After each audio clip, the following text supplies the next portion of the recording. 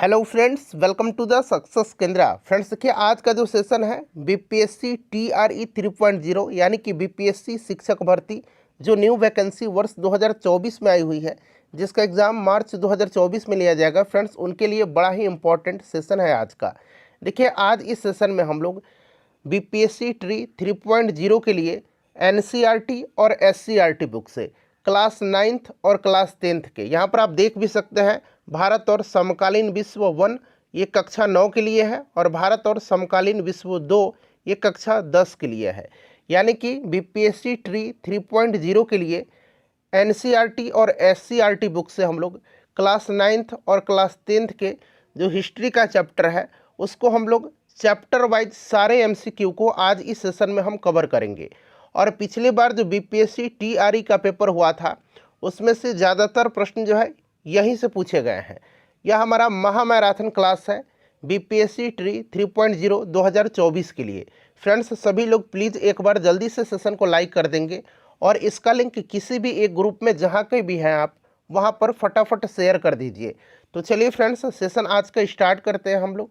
सभी लोग प्लीज़ एक बार सेशन को लाइक कर दीजिए फ्रेंड्स। तो फ्रेंड्स, जैसे मैंने आपको स्टार्टिंग में ही बताया है कि आज इस सेशन में हम लोग बीपीएससी ट्री 3.0 यानी कि बीपीएससी टीचर भर्ती 3.0 के लिए आज हम लोग एनसीईआरटी और एससीईआरटी बुक से क्लास 9th और क्लास 10th का जो हिस्ट्री का बुक है ना, उसको चैप्टर वाइज सारे एमसीक्यू को आज इस सेशन में हम कवर करेंगे।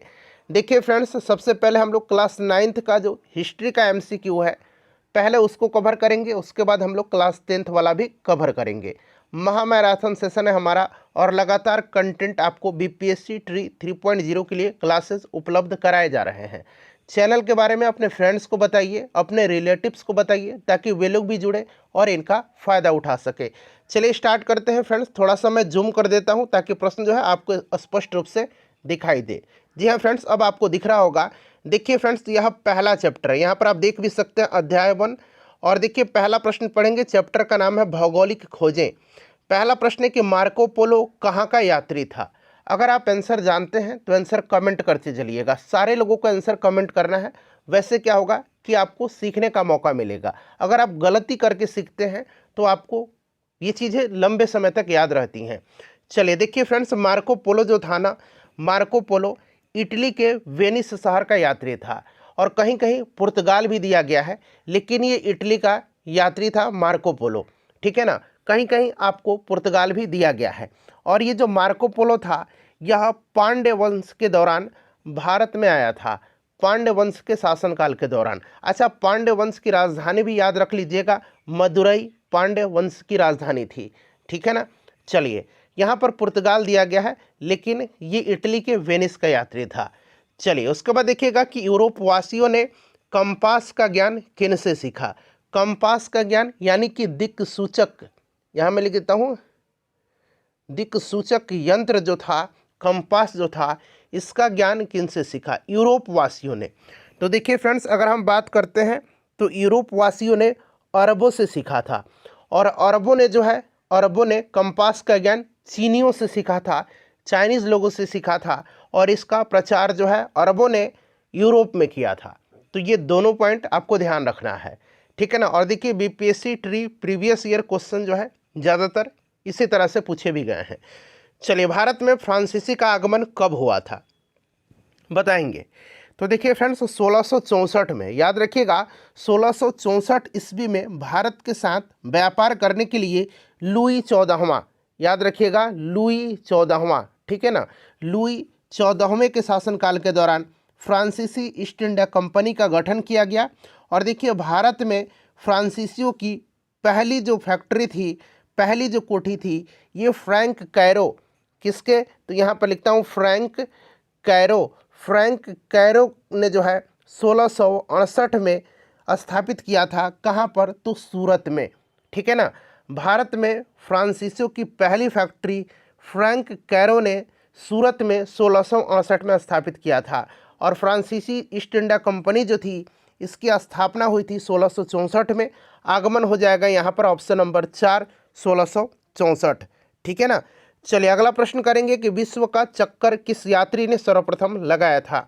विश्व का चक्कर लगाने वाला पहला यात्री जो था सर्वप्रथम, यह कौन था? तो फ्रेंड्स यह मैगलन था। याद रखिएगा कौन था? मैगलन था। अच्छा, अमेरिका की खोज किसने किया था? तो अमेरिका की खोज जो है क्रिस्टोफर कोलंबस ने किया था। अच्छा, अमेरिगो वेस्पुसी था एक, अमेरिगो वेस्पुसी, यहां मैं लिखता हूं अमेरिगो वेस्पुसी, इसी के नाम पर जो है अमेरिका का नाम अमेरिका पड़ा था। तो ये भी आप ध्यान रखिएगा, ये अमेरिगो वेस्पुसी जो था यह इटली का यात्री और नाविक था और इसी के नाम पर अमेरिका का नाम अमेरिका पड़ा था और अमेरिका की खोज क्रिस्टोफर कोलंबस ने किया था। चलिए फ्रेंड्स, नेक्स्ट क्वेश्चन है कि रेड इंडियन जो थे ये कहाँ के निवासी हैं? रेड इंडियन जो हैं ये निवासी कहाँ के हैं? तो फ्रेंड्स रेड इंडियन जो है यह अमेरिका के मूल निवासी हैं। चले उसके बाद देखिए, क्रिस्टोफर कोलंबस ने निम्नलिखित में से किसकी खोज किया? देखिए आ गया ना प्रश्न, अभी मैंने आपको बताया था क्रिस्टोफर कोलंबस ने अमेरिका का खोज किया था, अमेरिका का खोज किया था, ठीक है ना। चलिए फ्रेंड्स, नेक्स्ट क्वेश्चन करेंगे। अब देखिए दूसरा अध्याय आ गया, अध्याय का नाम क्या है? तो दूसरा अध्याय है अमेरिकी स्वतंत्रता संग्राम, ठीक है ना। चलिए देखिए फ्रेंड्स, पहला प्रश्न है इसका कि सप्तवर्षीय युद्ध में काफ़ी क्षति किन देशों को हुई थी? अच्छा, ये सप्तवर्षीय युद्ध जो हुआ था यह हुआ था किसके बीच? तो सप्तवर्षीय युद्ध जो है यह 1756 से 1763 तक, यहाँ मैं लिखता हूँ 1756 से 1763 तक 7 वर्षों तक चला था और यह इंग्लैंड और फ्रांस के बीच हुआ था और यह तीसरे आंग्ल फ्रांसीसी युद्ध के साथ ही समाप्त भी हो गया था। इसे भी आप ध्यान रखेंगे, 7 वर्षों तक चला था, इसीलिए इसे सप्तवर्षीय युद्ध कहा गया। और इसमें बेशक जो है यहाँ पर ध्यान दीजिएगा, सप्तवर्षीय युद्ध के कारण इंग्लैंड एक विशाल औपनिवेशिक साम्राज्य का स्वामी बनना चाहता था, किंतु उसकी आर्थिक दशा जो है काफ़ी शोचनीय हो गई थी। युद्ध के कारण काफ़ी क्षति हुई थी इंग्लैंड को, लेकिन जो है इन युद्ध में अंग्रेज ने फ्रेंच उपनिवेशों पर अधिकार करके अमेरिका से फ्रांस की शक्ति का अंत कर दिया। बेशक इसमें प्रश्न जो होगा, काफ़ी क्षति हुई थी किसको? तो इंग्लैंड को काफ़ी क्षति हुई थी, ठीक है ना, ध्यान रखिएगा फ्रेंड्स। अच्छा, ये तो सप्तवर्षीय युद्ध हो गया। अगर आपसे 100 वर्षीय युद्ध पूछे, 100 ईयर वार्स, ठीक है, 100 वर्षीय युद्ध, ये भी इंग्लैंड और फ्रांस के मध्य ही हुआ था, ये भी आप ध्यान रखिएगा। चलिए, बोस्टन चाय पार्टी की घटना कब घटी थी? ध्यान दीजिए फ्रेंड्स, देखिए ये बोस्टन चाय पार्टी जो थी, बोस्टन टी पार्टी की घटना जो है यह अमेरिकी स्वतंत्रता संग्राम का तात्कालिक कारण था और इसी घटना से अमेरिका का स्वतंत्रता संग्राम प्रारंभ हुआ। इस घटना का जो नायक था, बोस्टन टी पार्टी का नायक सैमुअल एडम्स था। कौन था? सैमुअल एडम्स था, याद रखेंगे फ्रेंड्स। और बोस्टन चाय पार्टी की घटना जो है यह घटी थी कब? तो यह घटी थी, ध्यान रखेंगे, 1773 में, दिसंबर 1773 की यह घटना है। ऑप्शन 1 राइट आंसर इसका हो जाएगा। चलिए अगला प्रश्न करेंगे। नेक्स्ट क्वेश्चन हमारा कि विश्व का प्रथम लिखित संविधान किस देश में लागू किया गया था? विश्व का प्रथम लिखित संविधान जो है यह लागू हुआ था कहाँ पर? तो फ्रेंड्स देखिए 1787 में जो है अमेरिका में जो लिखित संविधान था यह आपका बना था और 1789 में जो है यह लागू हुआ था। अमेरिका यहाँ पर ऑप्शन 3 जो होगा राइट आंसर हो जाएगा। देखिए अमेरिका के प्रथम राष्ट्रपति कौन थे? अमेरिका के प्रथम राष्ट्रपति कौन थे? तो फ्रेंड्स ये कौन थे अमेरिका के प्रथम राष्ट्रपति? जॉर्ज वाशिंगटन थे। चलिए उसके बाद देखिए अमेरिका का संविधान कब लागू हुआ था? तो अभी मैंने बताया था आपको कि ये 1787 में बना था और 1789 में यह लागू हुआ। चलिए तीसरा प्रश्न है तीसरा चैप्टर है फ्रांस की क्रांति। चलिए फ्रांस की क्रांति से संबंधित सारे प्रश्न को अब हम लोग करेंगे। पहला प्रश्न देखिएगा, लुई यहाँ पर देखिए 16वां किस वर्ष फ्रांस की गद्दी पर बैठा? लुई 16वां जो है फ्रांस की गद्दी पर कब बैठा था? तो देखिए फ्रेंड्स अगर हम बात करते हैं लुई 16वां की तो ये 1774 में जो है फ्रांस की गद्दी पर बैठा था, ठीक है ना, ध्यान रखिएगा। कब?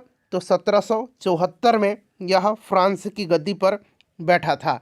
और देखिए 1789 में जो फ्रांस की क्रांति हुई थी और इस समय फ्रांस में सामंती व्यवस्था थी, ठीक है।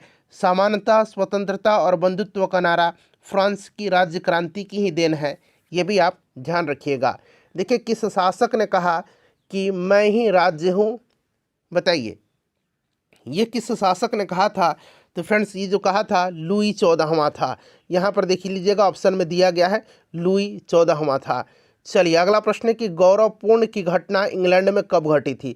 गौरवपूर्ण क्रांति, जिसको कि अंग्रेजी में ग्लोरियस रिवॉल्यूशन कहा जाता है, यह अंग्रेज में जो है इंग्लैंड में घटित हुआ था।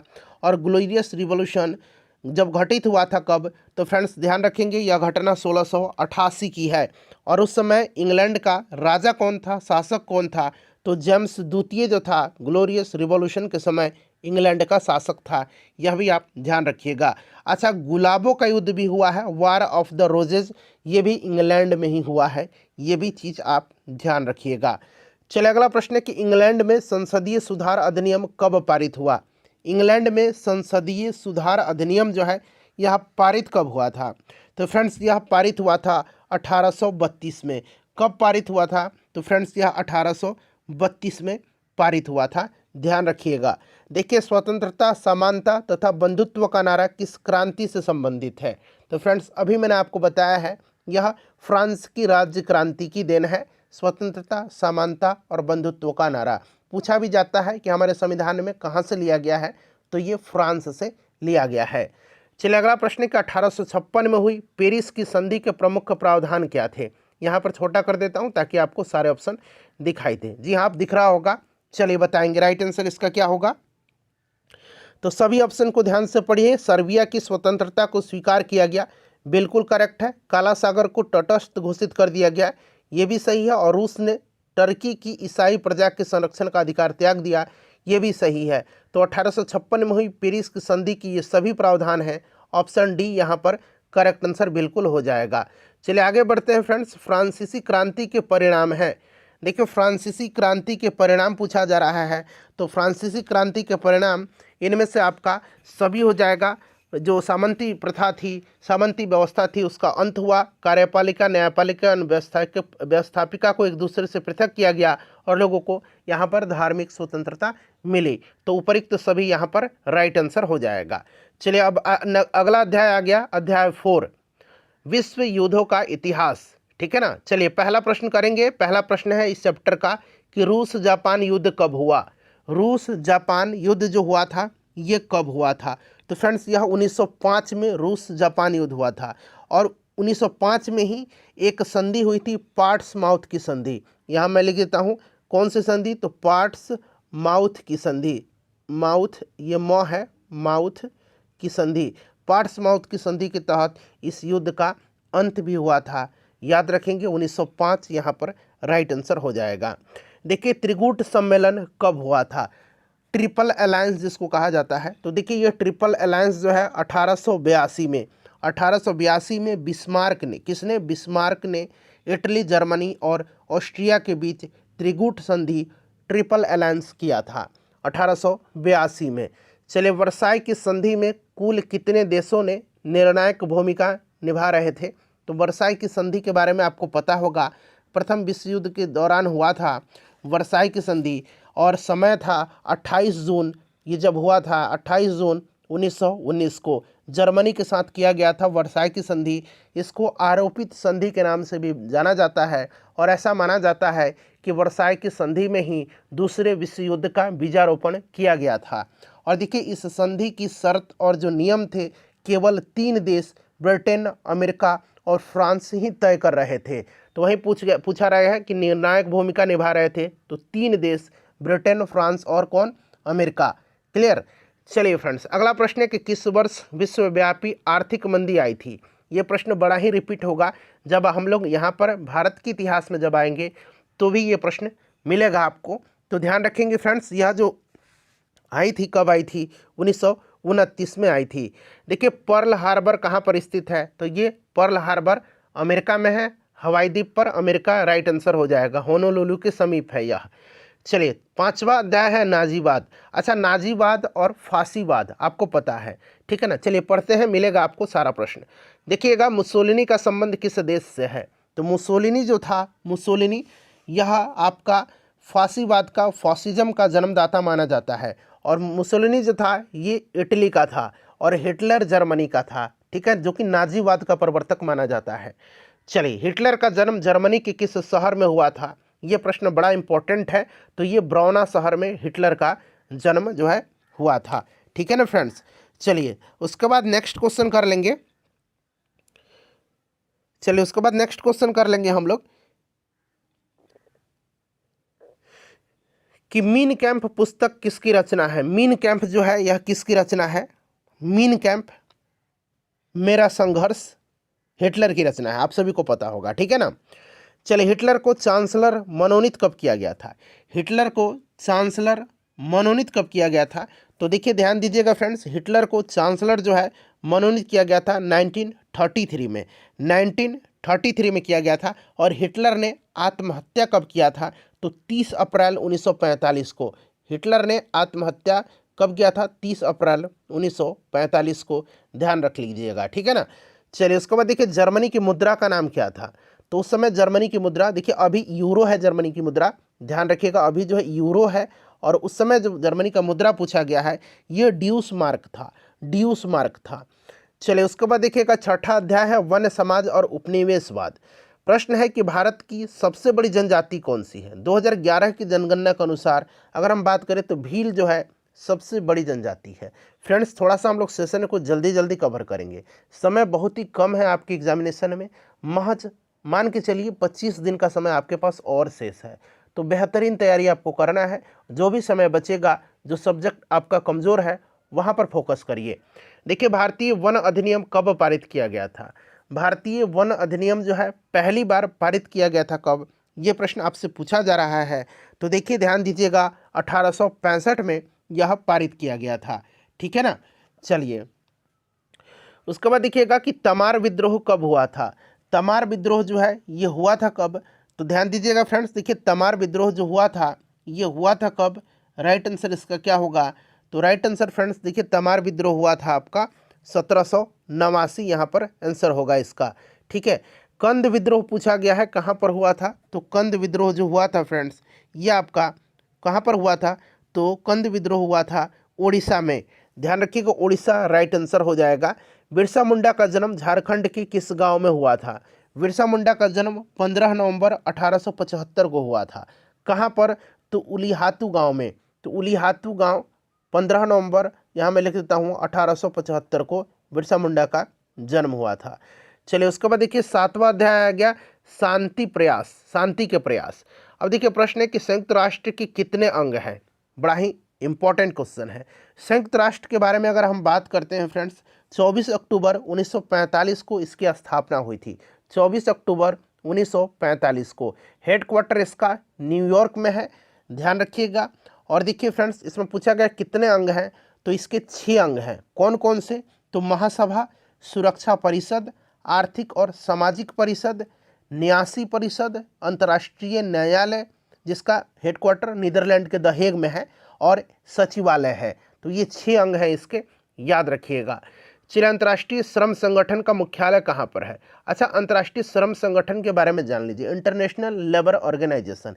इसकी स्थापना जो है वर्साई की संधि के द्वारा हुई थी 1919 में। प्रश्न पूछा जाए कि वर्साई की संधि के तहत किस संगठन की स्थापना हुई थी। तो अंतर्राष्ट्रीय श्रम संगठन का। मॉडर्न हिस्ट्री मैराथन क्लास 3 घंटे का मैंने कराया हुआ है फ्रेंड्स, देखिएगा लिंक डिस्क्रिप्शन में आपको मिलेगा, मैंने प्लेलिस्ट बना दिया है। कमेंट सेक्शन में भी आपको लिंक मिल जाएगा, ऊपर में देखिए दिख रहा होगा। तो देखिए 1919 में हुआ था और इसका हेडक्वार्टर स्विट्जरलैंड के जेनेवा में है। ऑप्शन नंबर यहाँ पर देखेंगे तो एक राइट आंसर हो जाएगा। कुवैत को इराकी सेना से कब मुक्त कराया गया। कुवैत को इराकी सेना से मुक्त कराया गया था कब। तो 1991 में कराया गया था। देखिए सुरक्षा परिषद में कितने देश अस्थाई सदस्य हैं। देखिए 5 अस्थाई होते हैं और 10 अस्थाई होते हैं, यानी कि टोटल 15 होते हैं। ठीक है ना। तो 5 जो होते हैं ये अस्थाई होते हैं और 10 जो होते हैं अस्थाई होते हैं। अस्थाई, इसे भी आप ध्यान रखिएगा। अस्थाई पूछेगा तो 10, अस्थाई पूछ रहा है 5 राइट आंसर हो जाएगा। और ये कौन कौन से देश हैं। तो एक तो अमेरिका हो गया, यूनाइटेड किंगडम हो गया, फ्रांस हो गया, रसिया हो गया और ये चाइना हो गया। चलिए उसके बाद देखिए संयुक्त राष्ट्र की स्थापना कब हुई थी। अभी मैंने आपको थोड़ी देर पहले ही बताया था 24 अक्टूबर 1945 को।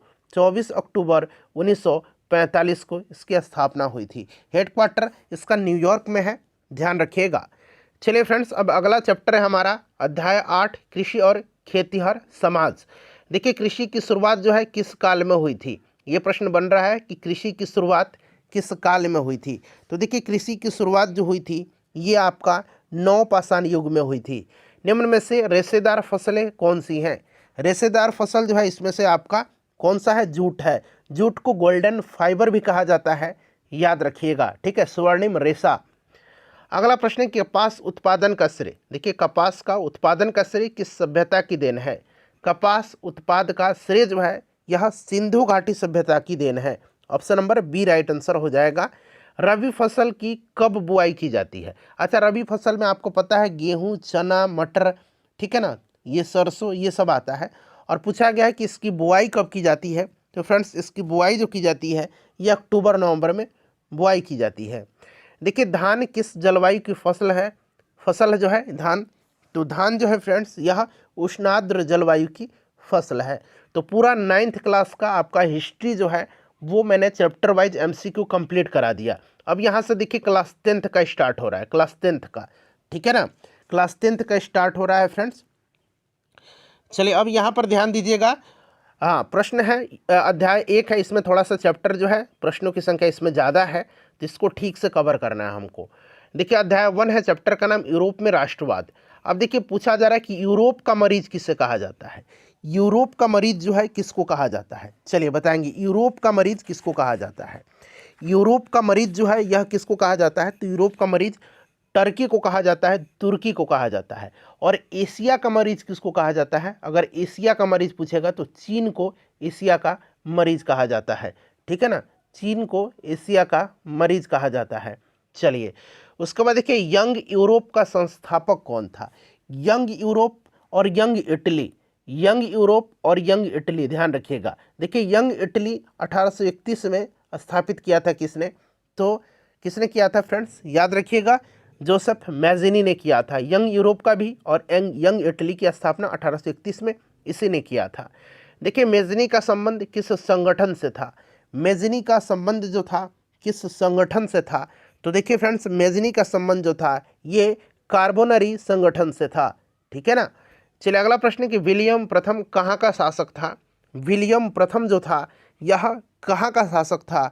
आप लोग मॉडर्न हिस्ट्री कह रहे थे कराने के लिए, देखिए मैंने ला दिया आपके लिए। विलियम प्रथम जो था यह शासक था प्रसा का, प्रसा का शासक था विलियम प्रथम, ठीक है। यूरोपीय सभ्यता का पालना किस देश को कहा जाता है? बड़ा ही महत्वपूर्ण क्वेश्चन है, VBI है, स्टार लगाइए यहाँ पर, ठीक है ना। चलिए 5 स्टार दीजिए इसको, क्योंकि 5 नंबर प्रश्न है, इंपॉर्टेंट है। यूरोपीय सभ्यता का पालना जो है यह ग्रीस को कहा जाता है, यूनान को कहा जाता है। और देखिए फ्रेंड्स, अगर हम बात करते हैं कि रोमन साम्राज्य का जन्म जो है यहीं पर हुआ था, ये भी आप ध्यान रखिएगा। देखिए, हंगरी की भाषा क्या है? हंगरी की भाषा हंगरेनियन है, लेकिन यहाँ पर अगर हम बात करते हैं तो मैग्यार हंगरी की भाषा है, इसे भी आप ध्यान रखिएगा। चलिए, उसके बाद देखिएगा कि यंग इटली का संस्थापक आ गया ना, young Italy, young Europe, Joseph Mazzini. तो मैज़िनी यहाँ पर राइट आंसर इसका हो जाएगा। चलिए, उसके बाद देखिए, किसने कहा था कि फ्रांस जब छींकता है तो बाकी यूरोप को सर्दी जुकाम हो जाता है?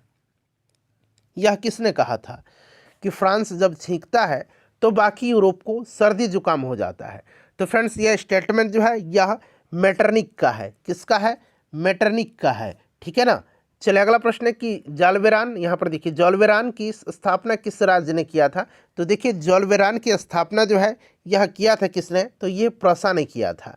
अच्छा, अगला प्रश्न देखिए बड़ा इंपॉर्टेंट है, जर्मनी का एकीकरण कब पूरा हुआ?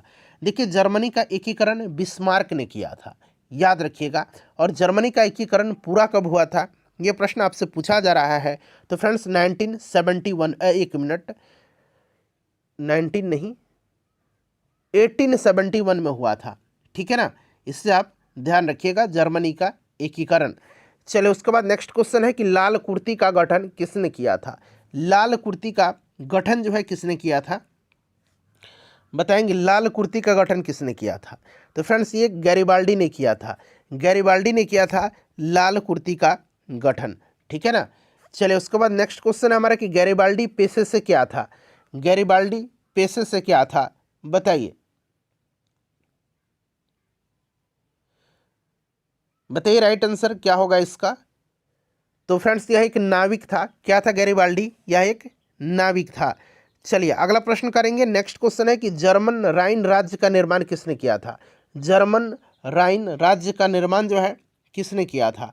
बताएंगे राइट आंसर इसका क्या होगा। जर्मन राइन राज्य की निर्माण जो है यह किसने किया था? तो यह नेपोलियन बोनापार्ट ने किया था। किसने किया था? नेपोलियन बोनापार्ट ने किया था। ध्यान रखिएगा फ्रेंड्स, बड़ा ही इंपॉर्टेंट है। चलिए उसके बाद नेक्स्ट क्वेश्चन है हमारा कि चार्टिस्ट आंदोलन जो है ये कहाँ हुआ था? सभी लोग आंसर कमेंट करेंगे। चार्टिस्ट आंदोलन जो है ये हुआ था कहाँ पर? चलिए देखिए, चार्टिस्ट आंदोलन जो था ना, यह इंग्लैंड में मजदूर वर्ग के हितों के संरक्षण के लिए चलाया गया एक आंदोलन था। तो यहाँ पर इंग्लैंड राइट आंसर हो जाएगा। यूरोपवासी के लिए किस देश का साहित्य एवं विज्ञान प्रेरणा का स्रोत रहा? बताइए करेक्ट आंसर इसका क्या होगा। यूरोपवासियों के लिए किस देश का साहित्य एवं विज्ञान प्रेरणा का स्रोत रहा था? तो फ्रेंड्स यह यूनान का रहा था। ऑप्शन नंबर यहाँ पर 2 राइट आंसर हो जाएगा। नेपोलियन कोड में कुल कितने कोड थे? नेपोलियन कोड, अच्छा, नेपोलियन ने कानूनों का एक संग्रह तैयार किया जिसे कि नेपोलियन कोड कहा जाता है, और यह 1804 में नेपोलियन कोड लागू हुआ। और देखिए इसमें जो पूछा गया कुल कितने कोड थे, तो फ्रेंड्स इसमें कुल जो थे कोड कितने थे, तो ध्यान दीजिएगा इसमें टोटल कोड जो थे ये आपके 5 थे। और नेपोलियन ने ही बैंक ऑफ फ्रांस की भी स्थापना किया था। बैंक ऑफ फ्रांस की स्थापना 1800 में, यह भी आप ध्यान रखिएगा, ठीक है। चलिए नेपोलियन संहिता किस वर्ष लागू हुआ? तो अभी मैंने आपको बता ही दिया कि यह 1804 में लागू हुआ था। देखिए फ्रांस में किस वंश की स्थापना वियना कांग्रेस के द्वारा की गई? फ्रांस में किस वंश की स्थापना वियना कांग्रेस के द्वारा की गई? बताइए। तो ये आपका बुर्बो वंश था, ठीक है ना। चलिए उसके बाद देखिएगा कि कार्बिनरी की स्थापना किस वर्ष की गई थी? कार्बिनरी की स्थापना जो है यह किया गया था 1810 में। कार्बिनरी की स्थापना किया गया था कब? तो फ्रेंड्स ध्यान रखेंगे, कार्बिनरी की स्थापना 1810 में किया गया था, ठीक है। चलिए 1810 में किया गया था। चलिए उसके बाद नेक्स्ट क्वेश्चन कर लेंगे। अगला प्रश्न है हमारा कि यूनान के स्वतंत्रता संग्राम में किसकी पराजय हुई थी? यूनान के स्वतंत्रता संग्राम में पराजय जो हुई थी यह किसकी हुई थी? तो फ्रेंड्स यह टर्की की हुई थी, तुर्की की हुई थी यूनान के स्वतंत्रता संग्राम में पराजय। उसके बाद देखिए फ्रांसीसी उपनिवेशों से अंतिम रूप से दास प्रथा का उन्मूलन कब किया गया? फ्रांसीसी उपनिवेशों से अंतिम रूप से दास प्रथा का उन्मूलन जो है यह कब किया गया था? तो फ्रेंड्स यह किया गया था 1848 में। 1848 में। देखिए नेपोलियन बोनापार्ट ने स्वयं को फ्रांस का सम्राट किस वर्ष घोषित किया था? नेपोलियन बोनापार्ट ने स्वयं को फ्रांस का सम्राट जो है किस वर्ष घोषित किया था? तो फ्रेंड्स यह किया था कब? तो याद रखिएगा यह स्वयं को जो है फ्रांस का सम्राट घोषित किया था कब? तो 1804 में किया था। फ्रांस की राज्य क्रांति 1789 में हुई थी, इस चीज़ को ध्यान रखिएगा। तो उसमें जो है पूछा गया किसके शासनकाल में हुई थी? तो मैंने स्टार्टिंग में ही शायद आपको बताया था कि उस समय शासक लुई कौन था? 16वां था, ठीक है ना। ऑप्शन नंबर यहाँ पर 3 राइट आंसर हो जाएगा। चलिए उसके बाद अगला प्रश्न है हमारा कि निम्न में से किस तिथि को फ्रांस राष्ट्रीय दिवस के रूप में फ्रांस में मनाया जाता है? तो चूंकि यहाँ पर ध्यान दीजिएगा फ्रेंड्स 14 जुलाई 1789 घटना ये फ्रांस की राज्य क्रांति के समय की है। 1789 14 जुलाई का दिन था। उस दिन क्रांतिकारियों ने बास्तिल के, कहा जगह है एक बास्तिल, ठीक है ना, बास्तिल के जो कारागार था, कारागृह था, जेल था, उसके फाटक को तोड़ करके बंदियों को रिहा कर दिया, मुक्त कर दिया। और तब से प्रत्येक वर्ष 14 जुलाई को फ्रांस में राष्ट्रीय दिवस मनाया जाता है। 14 जुलाई राइट आंसर होगा। समानता, स्वतंत्रता एवं बंधुत्व का नारा किस क्रांति से संबंधित है? तो मैंने अभी बताया भी था, फ्रांस की राज्य क्रांति की यह देन है। चलिए फ्रांसीसी समाज के संदर्भ में टैले और तीथे का संबंध जो है क्या है? तो टैले क्या था और तीथे क्या था, ये आपसे पूछा जा रहा है। चलिए सोच समझ करके आंसर बताइए। सभी लोग आंसर कमेंट करेंगे। तो देखिए फ्रेंड्स, यह टैले जो था भूमि कर था और तीथे जो था ना ये धार्मिक कर था। तो टैले जो था ये भूमि कर और तीथे जो था ये धार्मिक कर। तो ऑप्शन ए राइट आंसर हो जाएगा 1 नंबर। निम्नलिखित में से कौन सा युग्म सही नहीं है, नहीं पूछा गया है, जरा ध्यान से देखिए। एक तरफ सूचना दे रखा है और दूसरी तरफ उसके लेखक का नाम दे रखा है। चलिए देखिए, सोशल कॉन्ट्रैक्ट रॉबर्ट ओवेन की रचना है, नहीं नहीं ये गलत है। सोशल कॉन्ट्रैक्ट जो है ये रूसो की रचना है, आपने भी पढ़ा होगा, तो गलत जो है यहीं दिया गया है। बाकी देखिए, लेटर्स ऑन इंग्लिश वॉल्टेयर की रचना है, बिल्कुल ये करेक्ट है, ठीक है। The spirit of laws Montesquieu की रचना है और दास कैपिटल कार्ल मार्क्स की रचना है। तो आपका ये सोशल कॉन्ट्रैक्ट रूसो की नहीं, रॉबर्ट ओवेन की नहीं, रूसो की है सोशल कॉन्ट्रैक्ट, तो यही वाला जो है गलत है। देखिए, जर्मनी ने इटली और जापान के साथ त्रिपक्षीय संधि पर हस्ताक्षर कब किए? जर्मनी ने इटली और जापान के साथ त्रिपक्षीय संधि पर हस्ताक्षर, ठीक है ना, त्रिपक्षीय संधि पर हस्ताक्षर कब किया था? चलिए बताइएगा। तो फ्रेंड्स ये क्या था? 27 सितंबर 1940 को, 27 सितंबर 1940 को। चलिए नेक्स्ट क्वेश्चन है कि इंडोनेशिया किसका उपनिवेश था? इंडोनेशिया जो था यह किसका उपनिवेश था? तो देखिए फ्रेंड्स, अगर हम बात करते हैं इंडोनेशिया के बारे में तो यह डचों का उपनिवेश था इंडोनेशिया। चलिए उसके बाद देखिएगा कि किस देश की संसद विश्व की सबसे प्राचीन संसद है? सबसे प्राचीन संसद जो है यह किस देश की है? तो यह ब्रिटेन की है, ठीक है ना। और संसदीय देन जो है ये ब्रिटेन की ही देन है। चलिए, फ्रैंकफर्ट की संधि निम्नलिखित में से किसके मध्य हुई थी? फ्रैंकफर्ट की संधि, फ्रैंकफर्ट की संधि जो है यह 10 मई 1871 को हुई थी। 10 मई 1871 को हुई थी। किसके बीच में हुई थी ये आपसे पूछा जा रहा है। तो फ्रेंड्स ये फ्रैंकफर्ट की संधि फ्रांस और प्रसा के बीच में हुई थी। फ्रांस और प्रसा के बीच में, कहीं कहीं फ्रांस और जर्मनी भी दिया रहेगा, घबराइएगा मत, ठीक है ना। जर्मनी अगर रहेगा, प्रसा नहीं रहेगा तो आप जर्मनी पर लगा सकते हैं। तो फ्रांस और जर्मनी, फ्रांस और प्रसा याद रखिएगा। फ्रैंकफर्ट की संधि 10 मई 1871। देखिए, वियना समझौता कब संपन्न हुआ था? संपन्न पूछा गया है कब हुआ था वियना समझौता। चलिए बताइएगा राइट आंसर इसका क्या होगा? वियना समझौता संपन्न कब हुआ था? तो देखिए यहाँ पर ध्यान दीजिएगा फ्रेंड्स, देखिए वियना समझौता जो है यह संपन्न हुआ था कब? तो फ्रेंड्स 1815 में, 1815 में वियना समझौता संपन्न हुआ था, ठीक है ना। चलिए आगे बढ़ेंगे, नेक्स्ट क्वेश्चन कर लेंगे कि धुरी शक्तियों के अंतर्गत निम्न में से कौन से राष्ट्र सम्मिलित थे? धुरी शक्तियों के अंतर्गत कौन से राष्ट्र सम्मिलित थे? मित्र और धुरी राष्ट्र आपको याद होगा। तो धुरी अगर शक्ति के बारे में हम बात करते हैं तो धुरी शक्तियों में सम्मिलित जो था ये जर्मनी, जापान और इटली था। ऑप्शन 4 उपरिक्त सभी करेक्ट आंसर होगा। 1856 में हुई पेरिस की संधि के प्रमुख प्रावधान क्या थे? प्रमुख प्रावधान पढ़ना है आपको, तो यहाँ पर देख लीजिएगा, उपरिक्त सभी इसका आंसर होगा, ठीक है ना। तो पहले पढ़ लीजिए तीनों ऑप्शन को। देखिए, पहला है सर्बिया की स्वतंत्रता को स्वीकार किया गया। काला सागर को, ये प्रश्न ऑलरेडी हमने कर भी लिया है, ठीक है ना। तो पहले भी मिला था और ये क्लास 10th में भी मिल गया, 9th में भी था। देखिए दूसरा अब चैप्टर आ गया समाजवाद और साम्यवाद। अप्रैल थीसिस किसने तैयार किया था? अप्रैल थीसिस को तैयार किसने किया था? बताएंगे राइट आंसर क्या होगा? अप्रैल थीसिस को किसने तैयार किया था? अप्रैल थीसिस को तैयार किसने किया था? चलिए बताइएगा राइट आंसर क्या होगा फ्रेंड्स इसका? तो इसको लेनिन ने तैयार किया था, अप्रैल थीसिस को। रूस की क्रांति में हम आप पहुँचे हैं, अब ध्यान रखिएगा, ठीक है ना। चलिए, और लेनिन जो है यहाँ पर राइट आंसर हो जाएगा, ठीक है। चलिए नेक्स्ट क्वेश्चन है, रूस में जार का क्या अर्थ होता था? रूस में जार का क्या अर्थ होता था बताइए। तो देखिए, रूस के शासक को जार कहा जाता था, ठीक है। और रूस में जारशाही व्यवस्था थी जो कि मार्च 1917 में समाप्त हो गई, ठीक है। जार मुक्तिदाता के नाम से अलेक्जेंडर द्वितीय को जाना जाता है। और रूस का अंतिम जार जो था, अंतिम जार शासक था, यह जार निकोलस द्वितीय था। अगर प्रश्न पूछा जाए कि रूस का अंतिम जार शासक कौन था, तो जार निकोलस द्वितीय, ठीक है, याद रहेगा आपको। और जार निकोलस द्वितीय ही नहीं कहा था कि एक जार, एक चर्च और एक रूस, इसी का नारा जो है था यह, एक चर्च, एक जार और एक रूस, ठीक है ना। चलिए, तो यह आपका हो जाएगा रूस का सम्राट।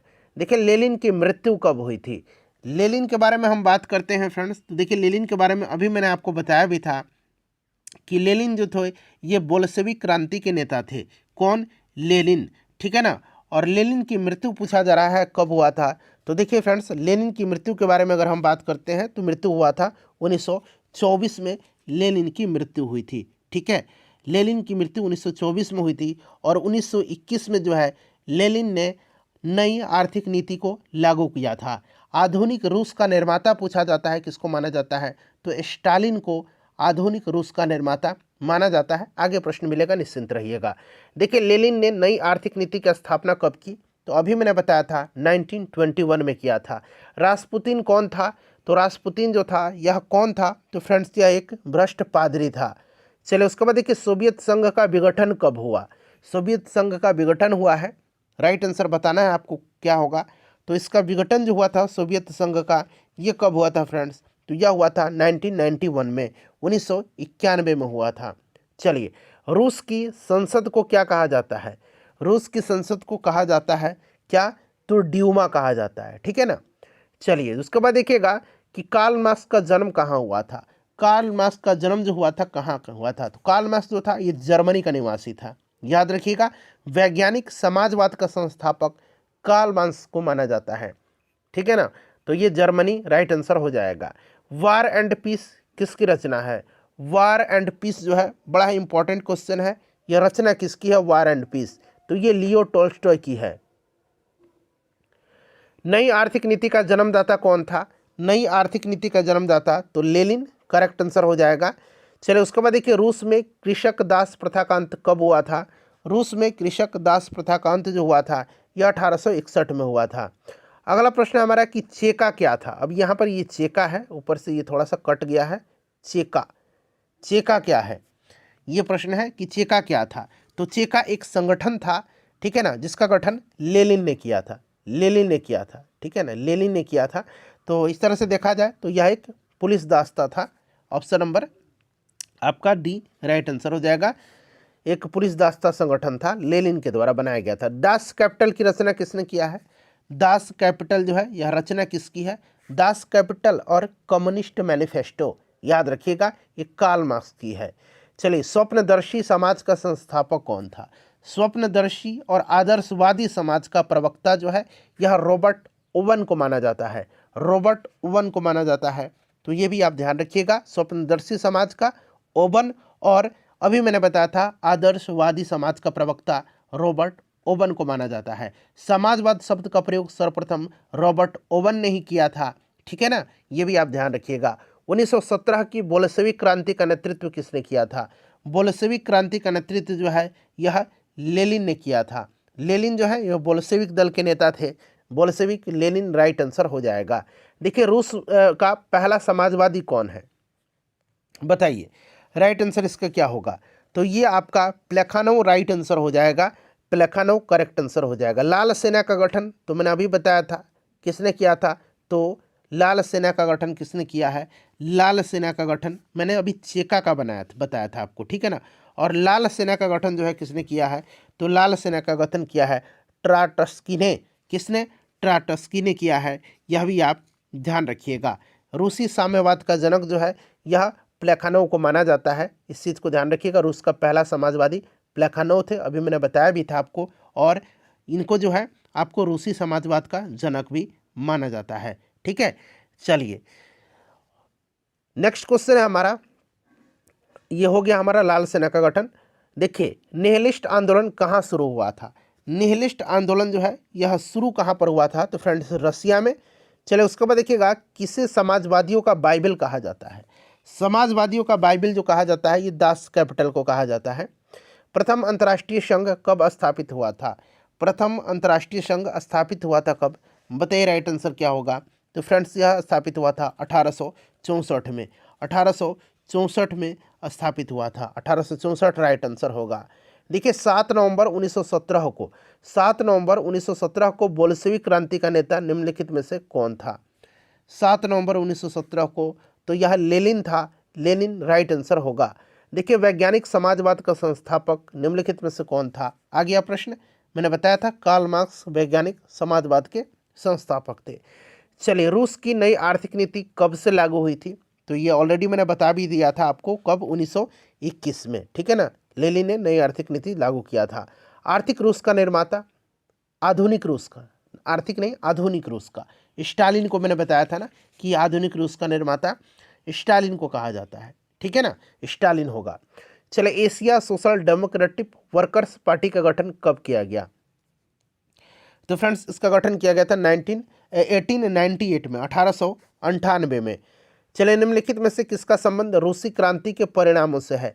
रूसी क्रांति के परिणामों से जो है जारशाही की समाप्ति, उपनिवेशवाद से मुक्ति और अनेक राजवंश का अंत। तो उपयुक्त सभी यहाँ पर करेक्ट आंसर हो जाएगा। चलिए उसके बाद देखिए निम्नलिखित में से कौन सा राष्ट्र मित्र राष्ट्रों में सम्मिलित था? मित्र राष्ट्र में फ्रांस, रसिया, संयुक्त राज्य अमेरिका, उपयुक्त सभी यहाँ पर करेक्ट आंसर हो जाएगा।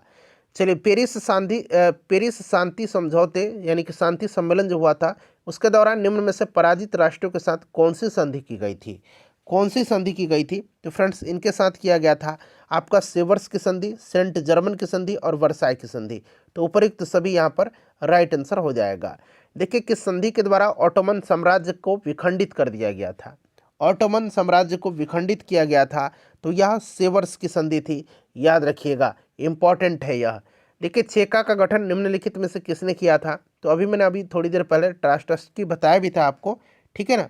एक मिनट रुक जाइए। चेका का गठन जो है लेनिन ने किया था ना? हाँ, चेका का गठन लेनिन ने किया था। चेका का गठन लेनिन ने किया था। और लाल सेना का गठन ट्राटस्की ने किया था। लाल सेना का गठन ट्राटस्की ने किया है, ठीक है ना। चलिए एक राष्ट्र एक नेता का नारा निम्न में से किसने दिया? एक राष्ट्र एक नेता का नारा जो है यह दिया था किसने? तो फ्रेंड्स यह हिटलर ने दिया था। हिटलर राइट आंसर हो जाएगा। मीन कैंप मेरा संघर्ष किसकी आत्मकथा है? तो फ्रेंड्स यह हिटलर की आत्मकथा है, आपको भी याद होगा। हिटलर राइट आंसर हो जाएगा। विशेषाधिकार अधिनियम यानी कि इनेबलिंग एक्ट के द्वारा जर्मनी में तानाशाही स्थापित कर दी गई, यह अधिनियम कब पारित किया गया था? कौन विशेषाधिकार अधिनियम कब पारित किया गया था? चलिए बताएंगे राइट आंसर इसका क्या होगा। 3 मार्च 1933 को लागू किया गया था, पारित किया गया था। देखिए अतिजीविता का सिद्धांत निम्नलिखित में से किसके द्वारा दिया गया है? अतिजीविता का सिद्धांत जो है यह किसके द्वारा दिया गया है? तो फ्रेंड्स यह दिया गया है हर्बर्ट स्पेंसर के द्वारा। हर्बर्ट स्पेंसर के द्वारा अतिजीविता का सिद्धांत दिया गया है। वाइमर संविधान का संबंध निम्नलिखित में से किस देश से है? वाइमर साम्राज्य गणराज्य वाइमर संविधान यहाँ पर बताइए राइट आंसर क्या होगा इसका? जर्मनी होगा। जर्मनी में नाजी दल का उत्थान किसके नेतृत्व में हुआ था? नाजी दल का उत्थान जर्मनी में हुआ था, किसके नेतृत्व में? तो हिटलर के नेतृत्व में। चलिए हिटलर की नस्ली सोच निम्नलिखित में से किसके सिद्धांतों पर आधारित थी? राइट आंसर इसका हो जाएगा आपका चार्ल्स डार्विन की। चलिए हिटलर लीग ऑफ नेशन से कब अलग हुआ था? हिटलर जो है लीग ऑफ नेशन से अलग कब हो गया था? तो फ्रेंड्स यह हो गया था आपका 1930 में, ठीक है। 1930 में यह लीग ऑफ नेशन से अलग हो गया था, ध्यान रखिएगा। चलिए उसके बाद अगला प्रश्न है हमारा कि निम्नलिखित में से किसका गठन हिटलर के द्वारा किया गया था? हिटलर के द्वारा किसका गठन किया गया था? तो यहाँ पर देख सकते हैं गुप्तचर राज्य पुलिस यानी कि गोस्ताओ, उसके बाद एसएस अपराध नियंत्रण पुलिस और सुरक्षा सेवा, सभी का गठन किया गया था हिटलर के द्वारा। इटली के एकीकरण का जनक किसे माना जाता है? इटली के एकीकरण का जनक जो है जोसेफ मेज़नी को माना जाता है, ठीक है ना। चलिए उसके बाद देखिएगा अगला क्वेश्चन है हमारा कि निम्नलिखित में से कौन सा बिस्मार्क की विदेश नीति के सिद्धांतों में सम्मिलित नहीं था? बताइएगा। तो यहाँ पर देखिएगा पंचशील नहीं था, पंचशील राइट आंसर हो जाएगा। चलो उसके बाद देखिएगा कि निम्नलिखित में से देखिए किसने वर्ष 1819 में कार्लसवाद अध्यादेश पारित करने हेतु जर्मनी के विद्यालयों, शिक्षकों, छात्रों, समाचार पत्रों एवं पत्रकारों पर कठोर नियंत्रण लगा दिया था? तो यह लगा दिया था किसने? तो मेटरनिख ने लगाया था। चलिए उसके बाद देखिए अगला प्रश्न है कि बिस्मार्क प्रसा का चांसलर कब बना था? बिस्मार्क प्रसा का चांसलर जो है यह कब बना था? तो यह बिस्मार्क जो है प्रसा का चांसलर बना था 23 सितंबर 1862 को। चलिए अब आ गया अगला चैप्टर, चैप्टर नंबर 3। चैप्टर का नाम है हिंद चीन में राष्ट्रीय आंदोलन। देखिए अंकोर वाट का मंदिर कहाँ अवस्थित है? अंकोर वाट का मंदिर जो है ये कहाँ पर अवस्थित है? तो आपको भी पता है फ्रेंड्स, अंकोर वाट का मंदिर जो है यह अवस्थित है कहाँ पर? तो कंबोडिया में। कंबोडिया भगवान विष्णु को समर्पित है। जेनेवा समझौता कब हुआ था? जेनेवा समझौता जो हुआ था यह आपका कब हुआ था? तो देखिए जेनेवा समझौता हुआ था 1954 में, ठीक है ना। चलिए उसके बाद देखिए हिंद चीन किसके अधीन थे? हिंद चीन में कौन से देश सम्मिलित थे? ये भी प्रश्न देखिए नीचे है। तो हिंद चीन में लाओस, कंबोडिया और वियतनाम जो है सम्मिलित थे, चाइना सम्मिलित नहीं था। अच्छा हिंद चीन किसके अधीन थे? हिंद चीन फ्रांस के अधीन थे। चलिए उसके बाद देखिए कंबोडिया का पुराना नाम क्या था। कंबोडिया का पुराना नाम जो था ये कंपूचिया था, ठीक है ना। चलिए उसके बाद देखिए हिंद चीन में बसने वाले फ्रांसीसी क्या कहे जाते थे। हिंद चीन में बसने वाले जो फ्रांसीसी थे ये कहे जाते थे फोलोन। याद रखिएगा, इंपॉर्टेंट क्वेश्चन है सारे के सारे। इंडो चाइना किस देश का उपनिवेश था। इंडो चाइना जो था यह उपनिवेश था फ्रांस का। हो ची मिन्ह जो थे इनका शाब्दिक अर्थ पूछा जा रहा है। हो ची मिन्ह का शाब्दिक अर्थ क्या है, तो हो ची मिन्ह का शाब्दिक अर्थ जो था फ्रेंड्स ये आपका पथ प्रदर्शक था। चलिए उसके बाद देखिएगा कि लाल खमेर सेना का गठन किसने किया था। लाल खमेर सेना का गठन जो है किसने किया था, तो फ्रेंड्स इसका गठन किया था किसने, तो सिंहानुफ ने किया था। सिंहानुफ ने किया था। चलिए अगला प्रश्न है कि नरोत्तम सिंहानुक कहाँ के शासक थे। नरोत्तम सिंहानुक जो थे ये कहाँ के शासक थे, तो फ्रेंड्स ये कंबोडिया के, ठीक है। The history of the loss of Vietnam किसने लिखा है। The history of the loss of Vietnam इसको लिखा है किसने, तो फ्रेंड्स इसको लिखा है फान बोई चाउ ने। किसने लिखा है, फान बोई चाउ ने लिखा है। अगला प्रश्न है कि माई ली वाग, यहाँ पर देखिए माई ली गांव की घटना कहाँ हुई थी। तो फ्रेंड्स यह जो घटना हुई थी माइली गांव की घटना यह हुई थी कहाँ पर, तो फ्रेंड्स यह हुई थी आपका दक्षिणी वियतनाम में। दक्षिणी वियतनाम यहाँ पर राइट आंसर हो जाएगा। वियतनाम का एकीकरण पूछा जा रहा है कि कब हुआ था। वियतनाम का एकीकरण जो हुआ था यह आपका हुआ था कब, तो 1975 में। देखिए फ्रेंड्स अगला प्रश्न है कि बाओदाई कहाँ के शासक थे। बाओदाई कहाँ के शासक थे। बाओदाई कहाँ के शासक थे, तो बाओदाई जो थे ये दक्षिणी वियतनाम के शासक थे, ठीक है ना। उसके बाद देखिए हुआ आंदोलन जो हुआ था, हुआ आंदोलन इसके नेता कौन थे। हुआ आंदोलन के नेता जो थे ये कौन थे, तो ये हुइन फू सो थे। विन फू सो थे, ठीक है ना। चलिए उसके बाद नेक्स्ट क्वेश्चन कर लेंगे। क्वेश्चन नंबर 16 है कि लियांग किचाओ कौन था। लियांग किचाओ कौन था, एक बार आप पढ़ लीजिए, इतना भी आपको दिमाग लगा के इतना नहीं सोचना है। चीनी सुधारक। देखिए वियतनाम की जनता का सबसे महान नेता कौन था,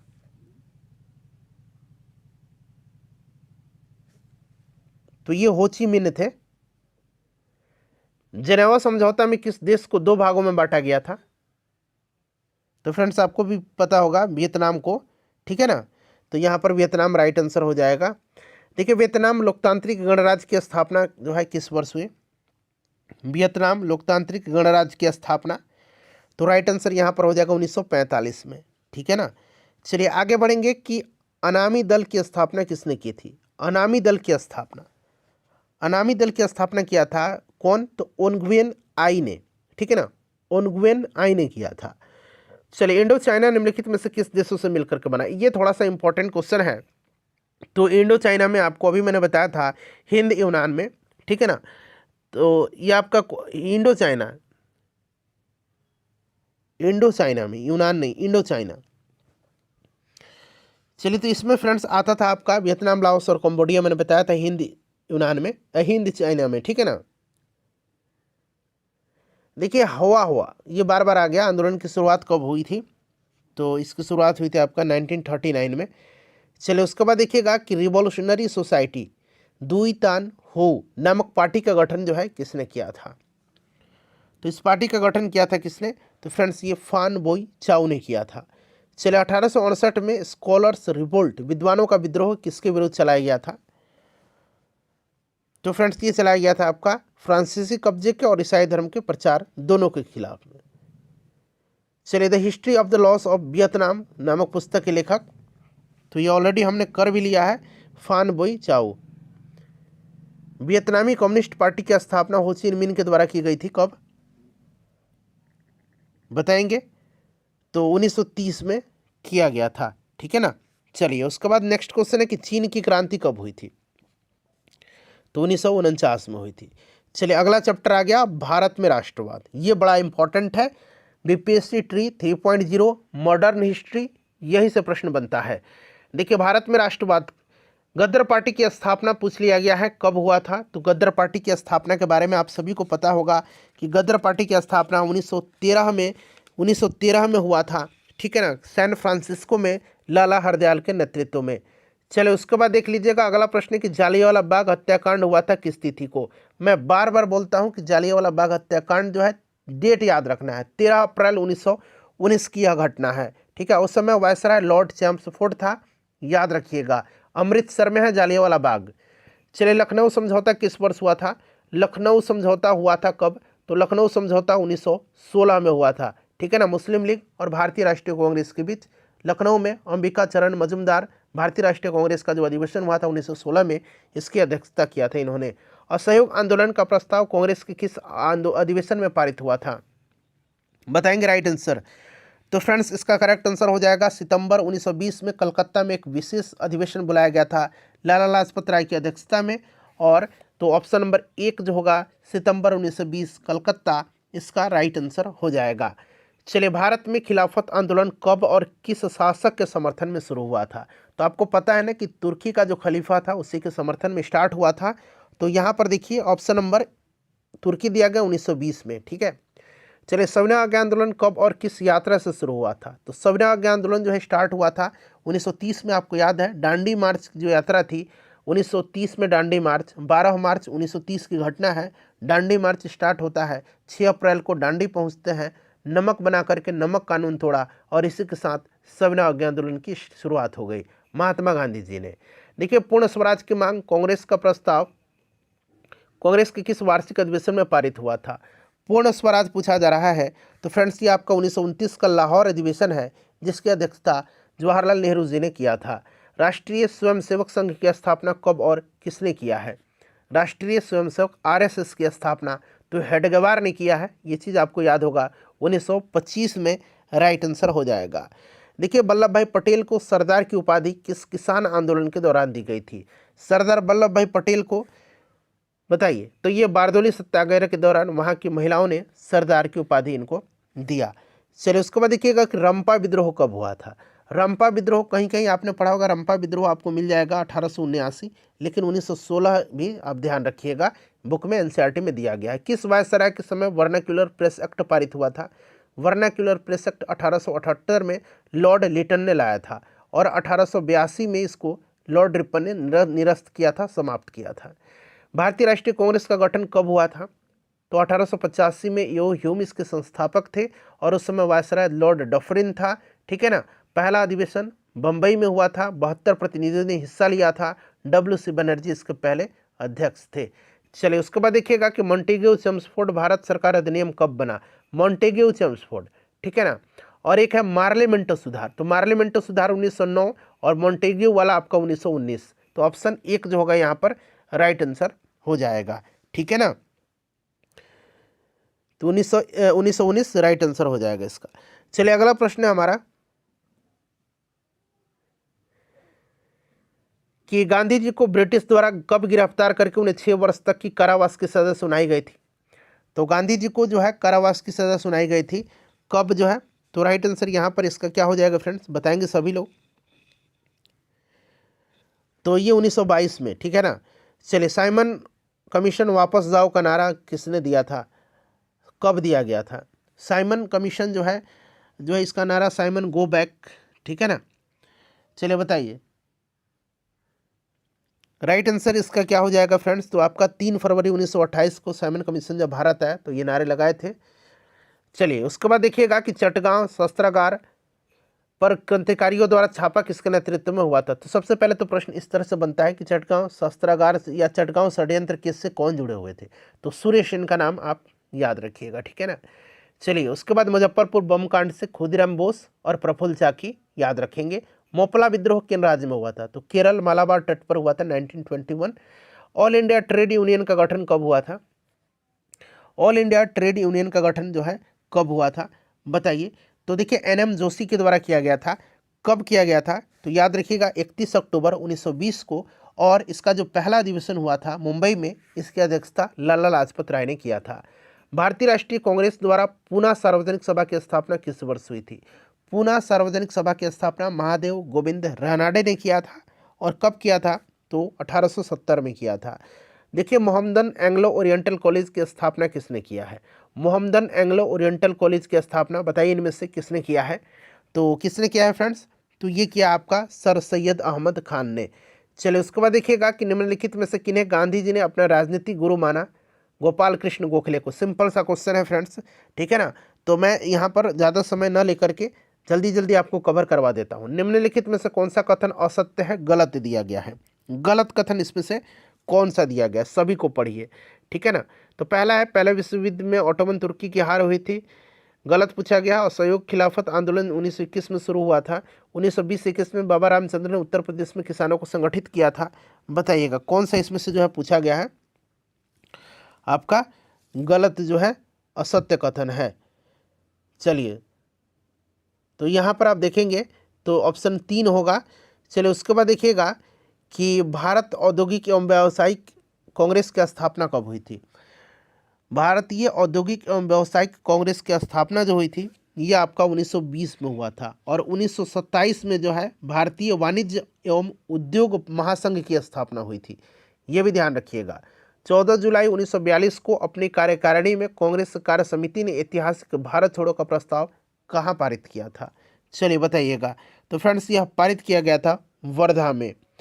देखिए मद्रास में नेटेसा शास्त्री ने the folklores of the southern India नाम से किस भाषा की लोक कथाओं का संकलन किया? तो ये क्या था, तमिल में। उसके बाद देखिएगा सिविल नाफरमानी आंदोलन का समर्थक निम्नलिखित में से किसने किया? तो फ्रेंड्स ये किसने किया था? तो फ्रेंड्स ये किया था आपका पुरुषोत्तम दास ठाकुर दास ने और जीडी बिरला ने। तो दोनों ने किया था, 1 और 2 दोनों हो जाएगा। चलिए अगला प्रश्न है हमारा कि निम्नलिखित में से किसकी अध्यक्षता में कांग्रेस की लाहौर अधिवेशन 1929 में पूर्ण स्वराज की मांग को औपचारिक रूप से मान लिया गया? तो 1929 लाहौर अधिवेशन पूर्ण स्वराज की मांग ये जवाहरलाल नेहरू कर रहे थे, ठीक है। भारतीय वाणिज्य एवं उद्योग परिसंघ की स्थापना तो अभी मैंने बताया था 1927 में किया गया था, ठीक है ना फ्रेंड्स। चलिए उसके बाद देखिएगा कि निम्न में से किस नेता ने भारत छोड़ो आंदोलन में सक्रिय भागीदारी निभाई थी? तो सक्रिय भागीदारी जो है इनमें से सभी लोगों ने निभाया था, रमा देवी, राम मनोहर लोहिया, कनकलता बरुआ, उपयुक्त सभी राइट आंसर हो जाएगा। देखिए भारतीय अनुबंधित श्रमिकों को निम्न में से कहाँ ले जाया जाता था? तो इनको कैरिबियाई जो द्वीप है वहाँ पर ले जाए जाते थे, यानी कि वेस्ट इंडीज़ वगैरह में, मॉरिशस में, फिजी में, सभी जगह ले जाते थे, ठीक है। चलिए अगला चैप्टर आ गया अर्थव्यवस्था और आजीविका। देखिए प्रश्न है कि स्पिनिंग जेनी जो है इसका आविष्कार कब हुआ था? स्पिनिंग जेनी का आविष्कार जो हुआ था यह आपका 1769 हो जाएगा। स्वदेशी आंदोलन कब हुआ था? तो यह स्वदेशी आंदोलन आपको भी याद होगा कब हुआ था, बताइए। तो बंगाल विभाजन के समय में। स्वदेशी आंदोलन की घोषणा 7 अगस्त 1905 को कलकत्ता के टाउन हॉल में किया गया था। ये भी आप ध्यान रखिएगा, ठीक है ना। चलिए औद्योगिक नीति द्वारा कुटीर उद्योग को प्रोत्साहन कब दिया गया? कुटीर उद्योग को प्रोत्साहन जो है कब दिया गया था? यहाँ पर देख लीजिएगा, राइट आंसर इसका क्या हो जाएगा? चलिए तो इनमें से कोई नहीं यहाँ पर हो जाएगा। ऑप्शन नंबर यहाँ पर देख सकते हैं आपको डी में दिया गया है। देखिए ब्रिटिश सरकार की नीति क्या थी? ब्रिटिश सरकार की जो नीति थी ये नीति क्या थी? तो भारत में विदेशी वस्तुओं का आयात करना, ठीक है। चलिए अब यहाँ से माल ले जाते थे, कच्चे बनाते थे और हमें ही बेचते थे। चलिए उसके बाद देखिएगा कि 1917 में भारत में जूट मिल पहली बार किस शहर में स्थापित हुई थी? तो फ्रेंड्स ये कोलकाता में स्थापित हुई थी। भारत में Tata hydro electric power station की स्थापना कब हुई थी? चलिए बताइएगा, राइट आंसर इसका हो जाएगा 1915 में, ठीक है ना। चलिए इंग्लैंड में सभी स्त्री और पुरुषों को वयस्क मताधिकार कब प्राप्त हुआ? ये इंपॉर्टेंट क्वेश्चन है। चलिए राइट आंसर इसका हो जाएगा आपका 1918 में, ठीक है ना। भारत के लिए पहला फैक्ट्री एक्ट कब पारित हुआ था? पहला फैक्ट्री एक्ट जो पारित हुआ था यह 1881 में लॉर्ड रिपन के समय में पारित हुआ था, ठीक है ना।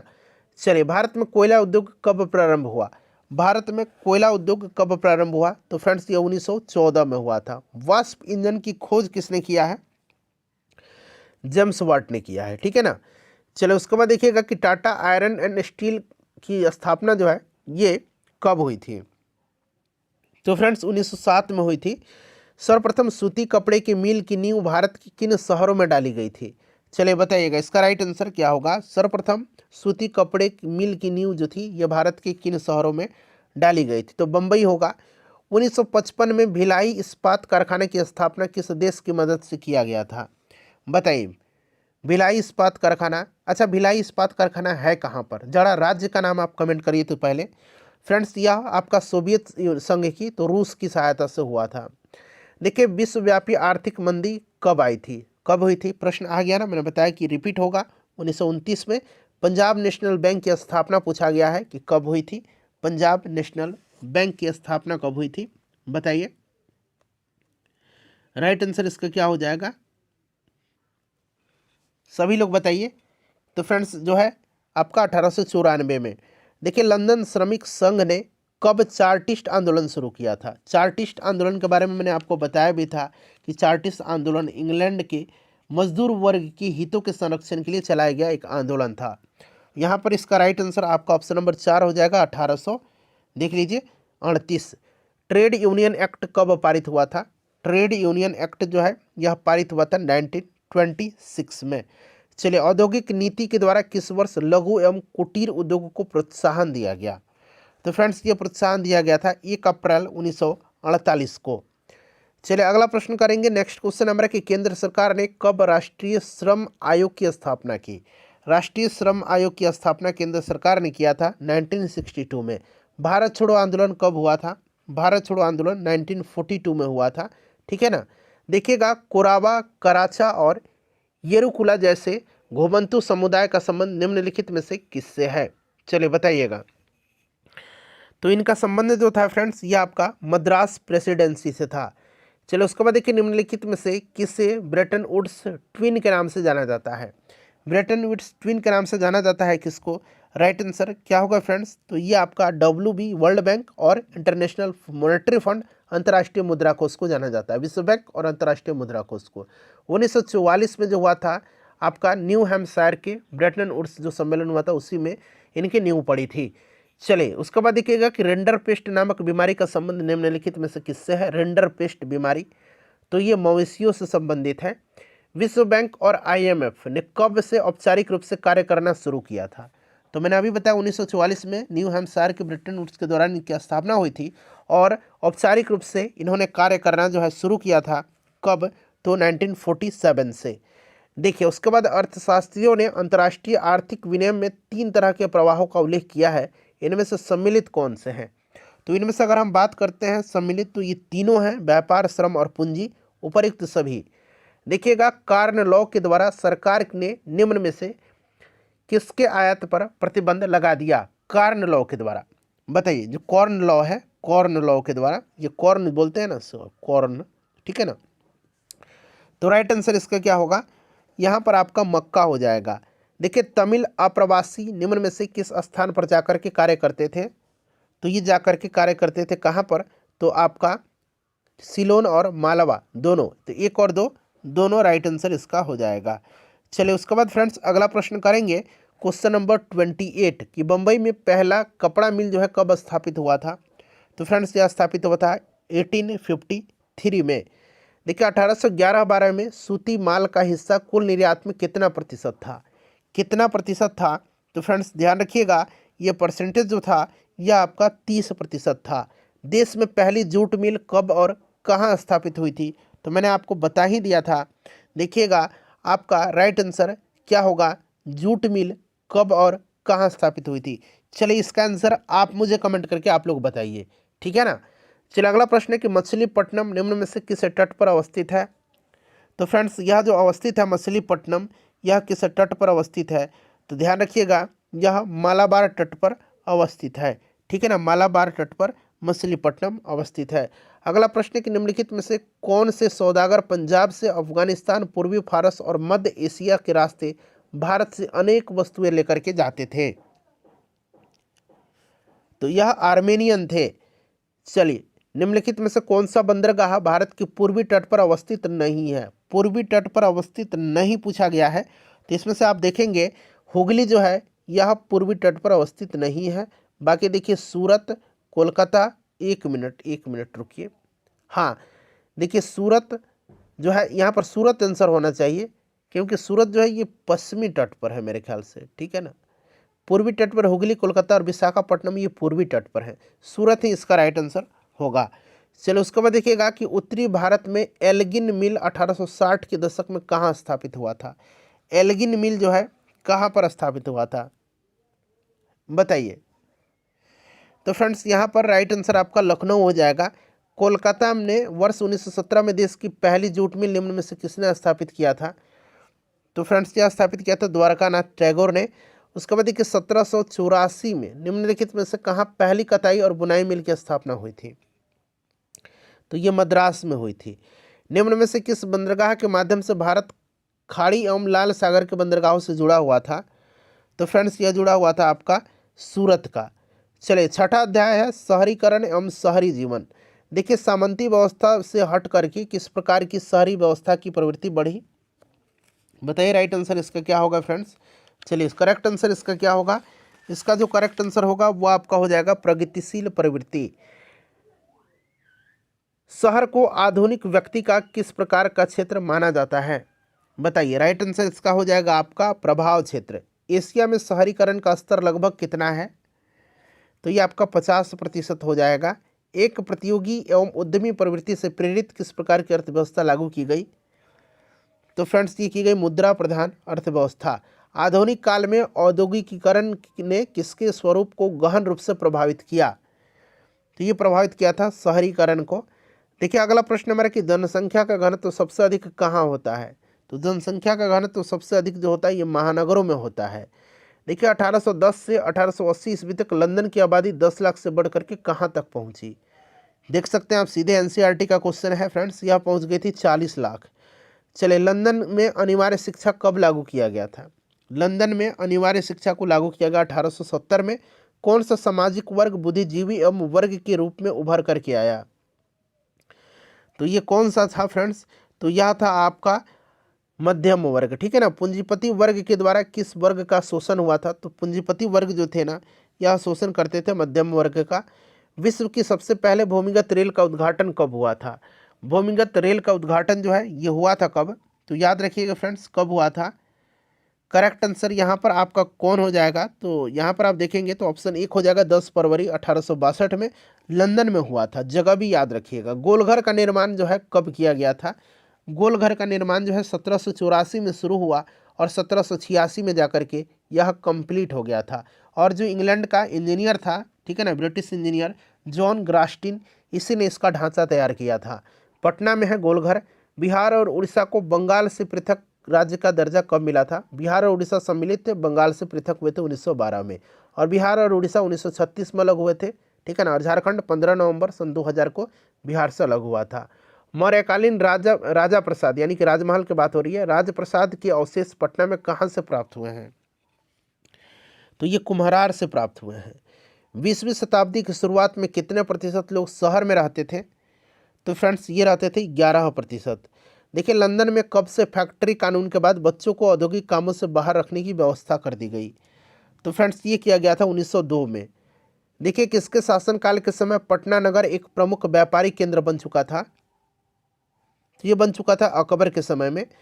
देखिए अफीम का व्यापार बड़ी मात्रा में किन राज्यों से होता था? तो अफीम का व्यापार जो होता था बड़ी मात्रा में ये होता था किन राज्यों से? तो फ्रेंड्स ये बंगाल और बिहार से भी होता था ना, तो ये भी ध्यान रखिएगा।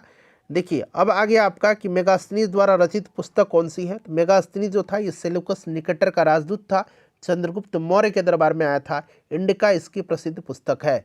सिंगापुर की आबादी किसके नेतृत्व में मिली थी? आज़ादी किसके नेतृत्व में मिली थी?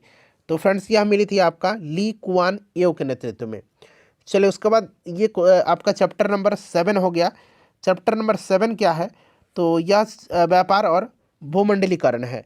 देखिए प्राचीन काल में किस स्थल मार्ग से एशिया और यूरोप का व्यापार होता था?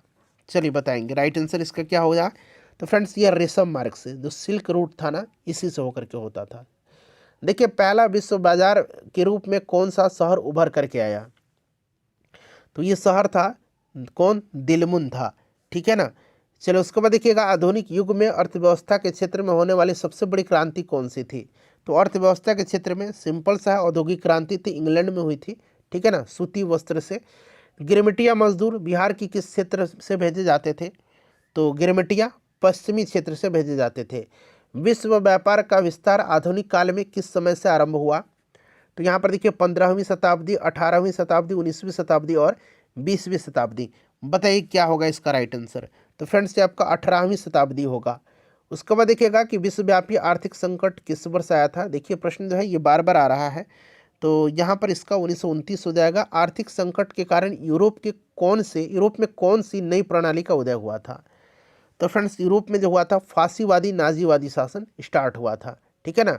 ब्रेटन वुड्स सम्मेलन किस वर्ष हुआ था, तो मैंने बता ही दिया था 1944 में हुआ था। उसके बाद देखिए बहुमंडलीकरण की शुरुआत किस दशक में हुई थी, तो फ्रेंड्स यह 1990 के दशक में हुआ था। द्वितीय विश्व युद्ध जो हुआ था, दूसरा महायुद्ध के बाद यूरोप में कौन सी संस्था का उदय आर्थिक दुष्प्रभाव को समाप्त करने के लिए हुआ था, तो ये हुआ था आपका यूरोपीय संघ का, ठीक है ना। फ्रैंकलिन डी रूजवेल्ट द्वारा नई जो है व्यवस्था कहाँ लागू की गई थी, तो फ्रेंड्स ये लागू की गई थी अमेरिका में। ब्रसेल्स की संधि जो है ये कब हुआ था, तो फ्रेंड्स ये 1948 में हुआ था, ठीक है ना। चलिए अगला प्रश्न कर लेंगे। नेक्स्ट क्वेश्चन है अंतर्राष्ट्रीय मुद्रा कोष की स्थापना, IMF की स्थापना, तो फ्रेंड्स ये आपका 1944, अभी मैंने बताया भी था। औद्योगिक क्रांति कहाँ घटित हुई थी, तो ये इंग्लैंड में हुई थी औद्योगिक क्रांति। अलेक्जेंड्रिया नामक विश्व बाजार किसने स्थापित किया था, तो अलेक्जेंड्रिया को जो है स्थापित किया था सिकंदर ने, ठीक है ना, अलेक्जेंडर ने। चलिए 1990 के बाद भूमंडलीकरण की प्रक्रिया को काफ़ी तीव्र किसने किया था, तो फ्रेंड्स ये क्या था आपका जॉन पीलियस ने।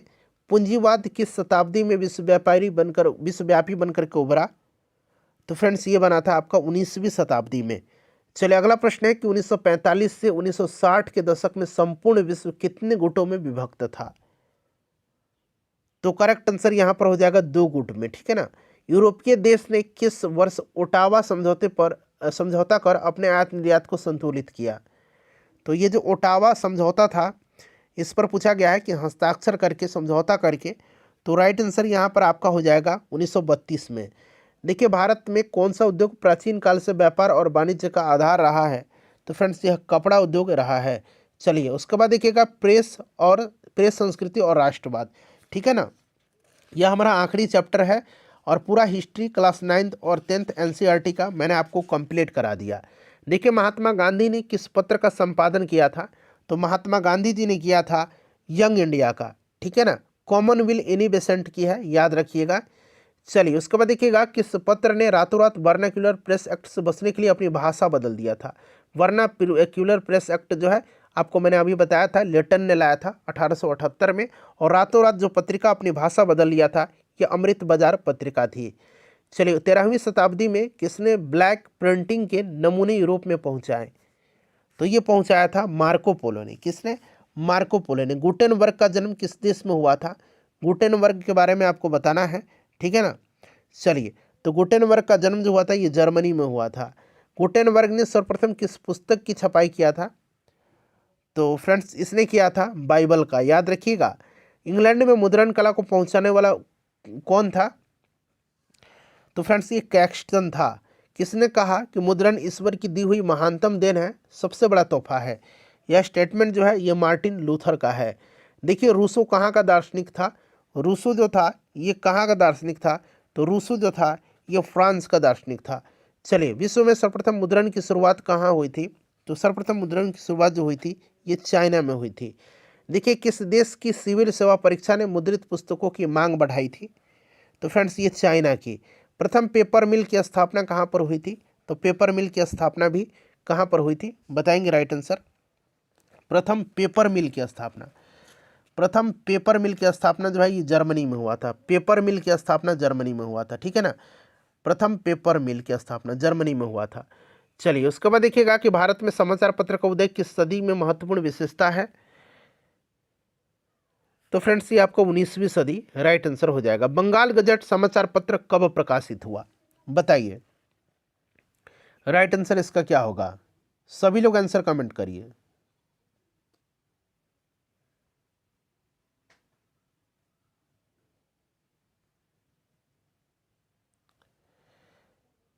देखिए बंगाल गजट तो ये आपका पहला समाचार पत्र था, ठीक है ना, भारत का।